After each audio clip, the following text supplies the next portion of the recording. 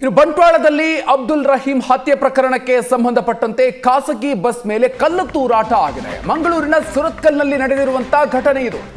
ಉದ್ರಿಕ್ತರಿಂದ bus ಮೇಲೆ ಕಲ್ಲು ತೂರಾಟ ಆಗಿದೆ. ಬಹುತೇಕ ಕಡೆಗಳಲ್ಲಿ ಅಘೋಷಿತ ಬಂದ್ ವಾತಾವರಣ ಆಗಿದೆ. ಕಿಡಿಗೇಡಿಗಳಿಂದ ಬಸ್ ಮೇಲೆ ಕಲ್ಲು ತೂರಾಟ ಆಗಿದೆ. ಅಬ್ದುಲ್ ರಹೀಂ ಹತ್ಯೆ ಪ್ರಕರಣಕ್ಕೆ ಸಂಬಂಧಪಟ್ಟಂತೆ ಸುರತ್ಕಲ್ನಲ್ಲಿ ಖಾಸಗಿ ಬಸ್ ಮೇಲೆ ಕಲ್ಲು ತೂರಾಟ ಆಗಿದೆ. ಅಘೋಷಿತ ಬನ್ನ ವಾತಾವರಣ ಇದೆ. ಈಗ 144 ಸೆಕ್ಷನ್ ಕೂಡ ಹಾಕಲಾಗಿದೆ. ಇದರ ಮಧ್ಯೆಯೂ ಕೂಡ ಖಾಸಗಿ ಬಸ್ ಮೇಲೆ ಕಲ್ಲು ತೂರಾಟ ನಡೆದಿರುವಂತಹ ಘಟನೆ ಆಗಿದೆ. ಕಿಡಿಗೇಡಿಗಳಿಂದ ಖಾಸಗಿ ಬಸ್ ಮೇಲೆ ಕಲ್ಲು ತೂರಾಟ ನಡೆಸಲಾಗಿದೆ. ಅಘೋಷಿತ ಬನ್ನ ವಾತಾವರಣ ಇದೆ. ನಿನ್ನೆ ಹಾಡ ಹಗಲೇ ನಡೆದಿರುವಂತಹ ಹಲ್ಲೆಗೆ ಸಂಬಂಧಪಟ್ಟಂತೆ, ಹತ್ಯೆಗೆ ಸಂಬಂಧಪಟ್ಟಂತೆ ಆಕ್ರೋಶಗಳು ವ್ಯಕ್ತ ಆಗ್ತಾ ಇದೆ.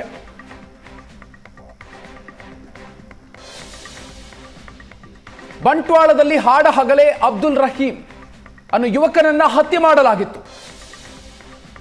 ಒಂದ್ ಕಡೆಯಲ್ಲಿ ಈ ಹಿನ್ನೆಲೆಯಲ್ಲಿ ಆರೋಪಿಗಳಿಗಾಗಿ ಈಗಾಗಲೇ ಪೊಲೀಸರು ತನಿಖೆಯನ್ನ ನಡೆಸ್ತಾ ಇದ್ದಾರೆ.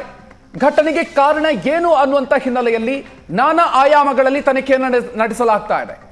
ಇತ್ತೀಚೆಗಷ್ಟೇ ನಡೆದಿರುವಂತಹ ಸುಹಾಸ್ ಶೆಟ್ಟಿ ಪ್ರಕರಣಕ್ಕೂ ಈ ಪ್ರಕರಣಕ್ಕೂ ಏನಾದರೂ ಸಂಬಂಧ ಇದೆಯಾ?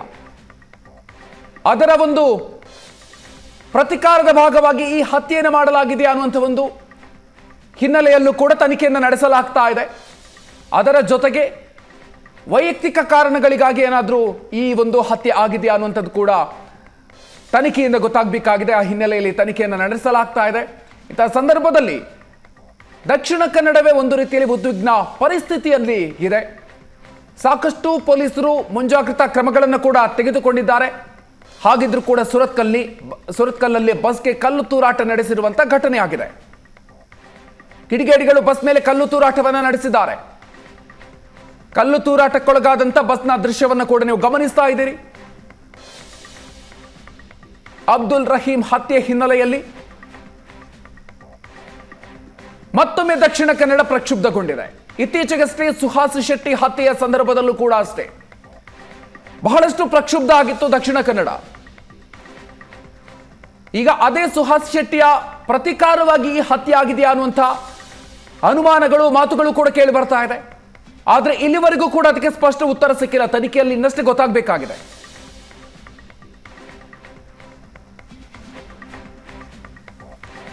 ಮತ್ತಷ್ಟು ಹೆಚ್ಚಿನ ಡೀಟೇಲ್ಸ್ ಕೊಡ್ತಾರೆ ನಮ್ಮ ಪ್ರತಿನಿಧಿ ಭರತ್. ಇದೀಗ ನಮ್ಮ ಜೊತೆಗೆ ದೂರವಾಣಿ ಸಂಪರ್ಕದಲ್ಲಿ ಜಾಯ್ನ್ ಆಗ್ತಾ ಇದ್ದಾರೆ. ಭರತ್, ಇದೀಗ ಸಾಕಷ್ಟು ಪ್ರಕ್ಷುಬ್ಧಗೊಂಡಿದೆ ದಕ್ಷಿಣ ಕನ್ನಡ, ಅದರಲ್ಲೂ ಮಂಗಳೂರಿನಲ್ಲಿ ಸಾಕಷ್ಟು ಗೊಂದಲಕಾರಿ ವಾತಾವರಣ ಇದೆ. ಕಲ್ಲು ತೂರಾಟದ ಘಟನೆಗಳು ಕೂಡ ನಡೆದಿದೆ. ಸೊ ಏನ್ ಡೀಟೇಲ್ಸ್ ಇದೆ?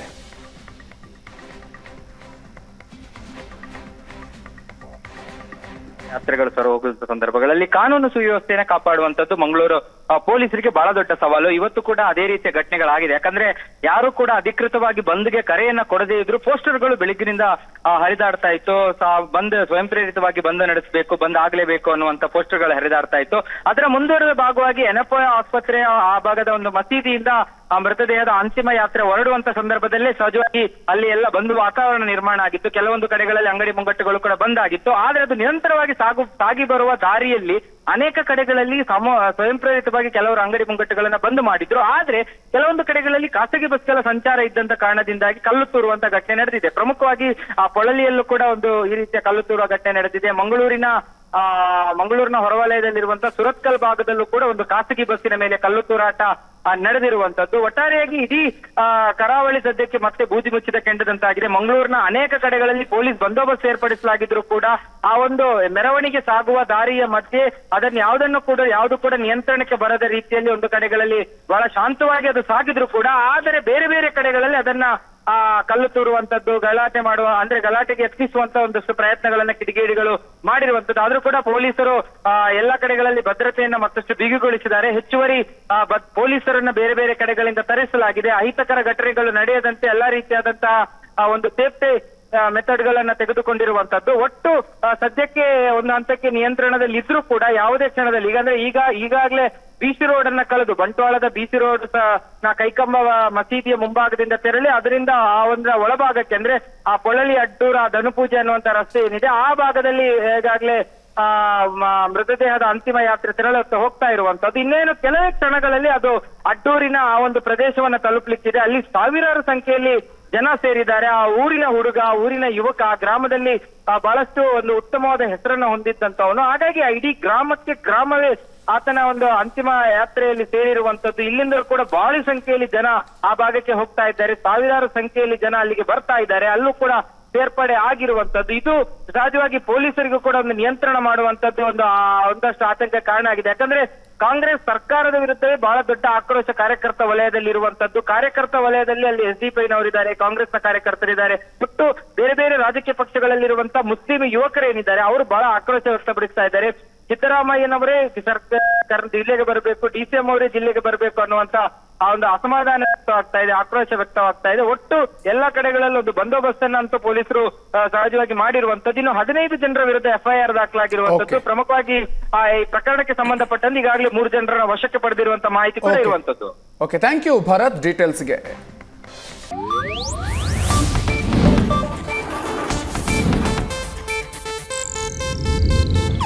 ಇದು ಏಷ್ಯಾನೆಟ್ ನ್ಯೂಸ್ ನೆಟ್ವರ್ಕ್ ಪ್ರಸ್ತುತಿ.